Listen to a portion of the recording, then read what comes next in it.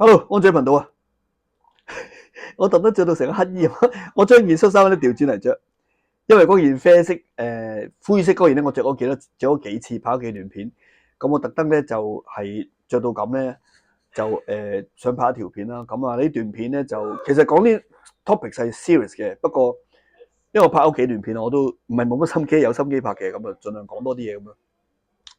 呢一段片咧就想講香港同埋澳門啦，即係其實差唔多噶啦。咁香港、澳門嘅老人家佢哋點樣過佢哋嘅退休生活或者咩啦？但係以我自己爹哋媽咪為例啦，其實我媽咪就已經走咗11年噶啦，74歲嗰年走嘅。咁佢走嘅死因係因為肺癌啦。咁佢被發現咗有肺癌之前咧就咳咗6個月。睇咗10幾下醫生，始終都揾唔到原因啊！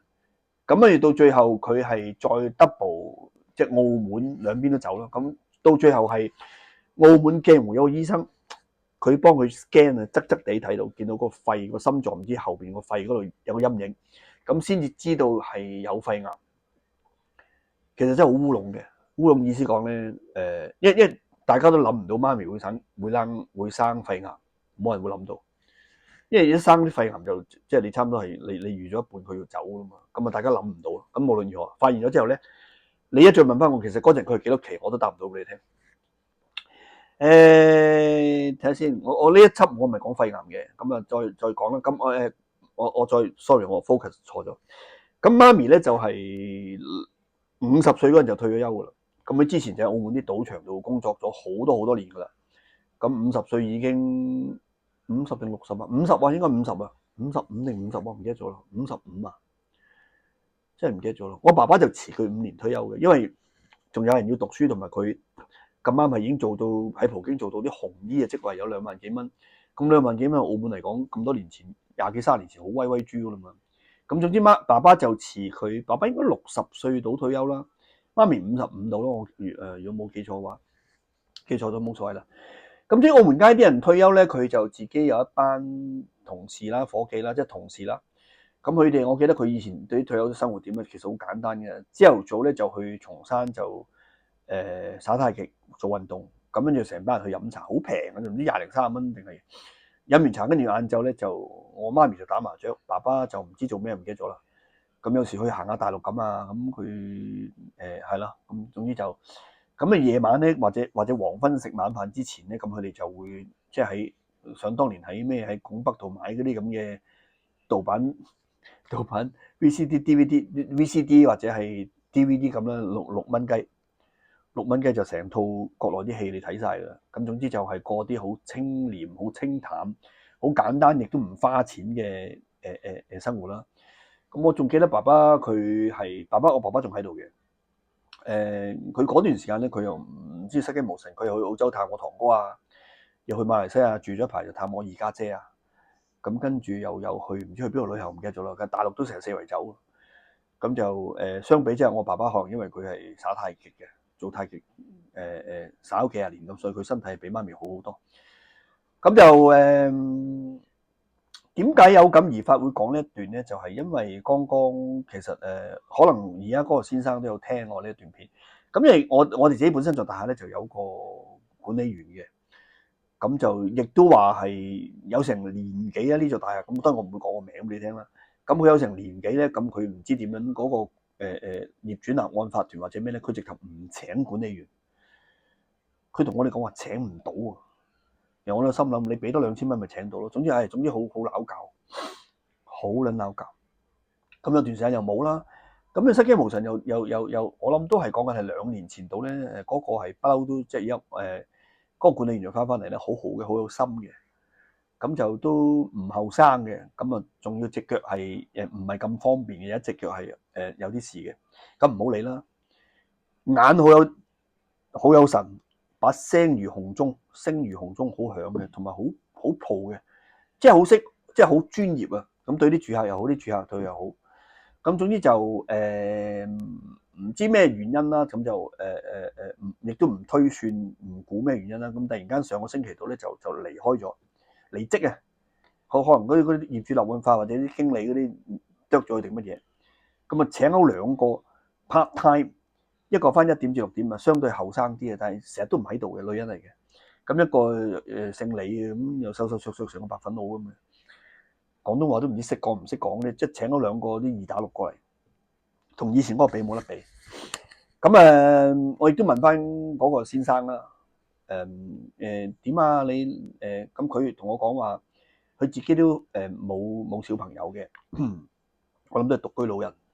咁但係佢自己本身有地產牌啦，或者係佢仲想做嘢。我話做咩點啦？咁佢話都要食飯㗎。咁另外即係呢啲人家嘢要食飯，同埋佢覺得做嘢咧就好過成日匿喺屋企瞌眼瞓睇電視咁樣。呢個係事實嚟嘅。咁我記得有啲日本嘅 YouTuber 都嚟過香港，或者係佢哋都會講話，香港啲其實佢去到邊一度都見到好多老人家仲做嘢。咁同埋香港一個特點咧就係咧，日本冇嘅。因為我哋每一座住宅都有一個看更㗎嘛。有一個管理員或者唔係管理員，即係啦，咁看更或者咩啦。咁但係日本基本上我記得係冇嘅，所以好清靜嘅日本。你要犯案咧喺日本咧，其實你真係可以督，因為佢冇啲管理員去睇住啲嘢嘅，就冇咁好嘅，冇咁安全嘅。但係我唔知點解香港可能規定或者乜嘢啦。咁所以其實香港係應該仲安全過日本啊，即係呢一個層面上，你會發啲變態殺手啊，啲古靈精怪嘢啊，偷嘢啊，強盜啊。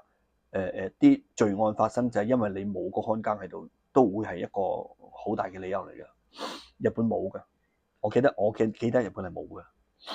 咁就即係而家大家都知呢3-2年經濟差啦，咁啊變咗就而家啲人工作以前講緊係50歲、55歲就可以退休，可能唔係可能嘅，已經直頭係啲人命長咗啦，去到80歲、90歲。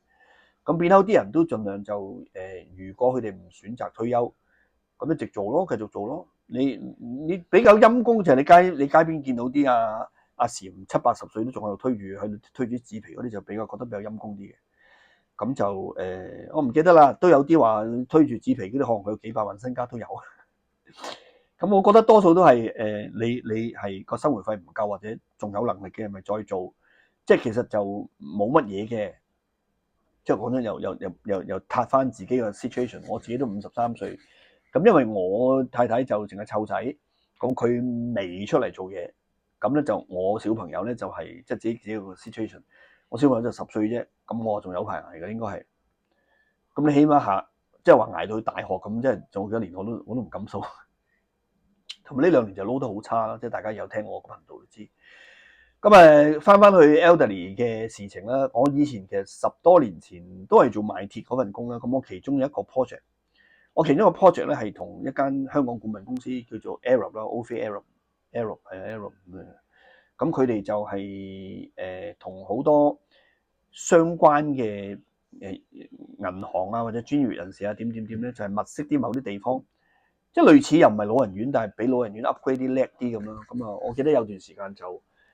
我哋喺日本，因為我舊老闆咧就百足咁樣找嘅，咁佢亦都識到大和 house 喺日本咧亦都做咗幾十年，佢哋有好多唔同嘅 know-how，就譬如佢起一棟大廈，咁佢啲高啲係會適合啲老人家住嘅，佢啲位置啊、啲扶手啊、諸如此類、廁所啊各樣嘢咧，佢係好有 know-how 係對老人家嘅。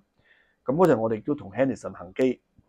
佢想當年就講10幾年前，佢去蘇州咧就用一個相對平嘅價錢咧就攞咗一笪地，就想話係起2棟樓，一棟就俾啲 young generation，另一棟就俾爹哋媽咪住，類似係咁。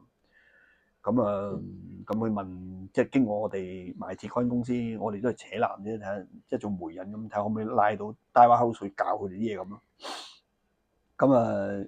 嗰段時間咧，亦都諗到1-2個問題就係。其實都好現實嘅問題就係你如果非常有即係極端地，如果你非常有錢，你有看護，你有剩咧，你就唔需要啲咩特別嘢噶啦。你住翻喺屋企，你好大把錢，大把人服侍你。咁一啲就窮到窿嘅，咁乜都冇，自己獨居或者乜嘢啦。咁有啲中地嘅，或者佢啲子女啊要個個都要翻工啦，咁你照顧唔到，咁佢喺屋企又照顧唔到自己，咁有唔少嘅 pattern 都係將啲老人家放喺。啲醫護啊，或者係啲老人院啊之類啦，咁呢啲去到呢啲位咧就唔知點樣。你譬如我哋住炮台山北角，其實通街都係老人院。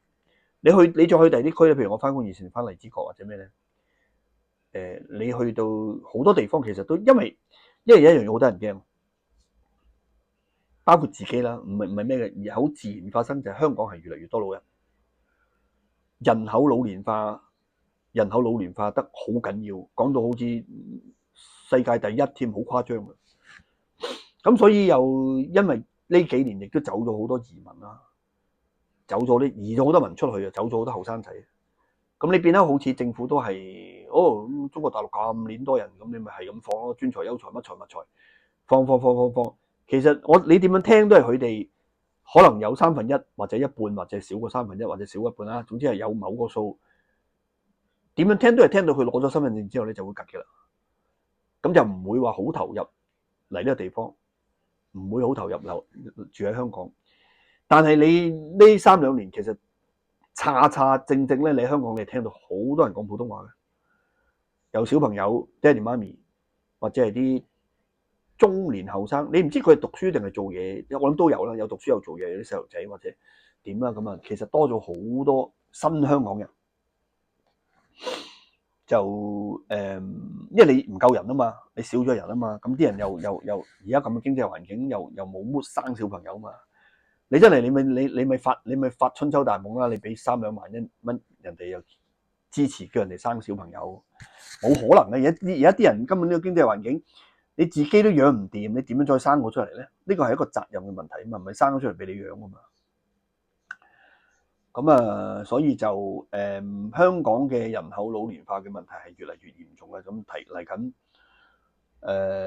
冇啦，我都係呢一個 video 係提出呢個問題啫。咁自己身邊我亦有爸爸有媽咪過咗去，咁剛剛見到嗰個70歲，我諗佢都70歲啊，咁就。都仲係好勤力咁樣好做緊嘢，咁啊將呢個話題帶俾大家，就同大家分享下啫。安仔朋友喜歡點讚，再見，拜拜。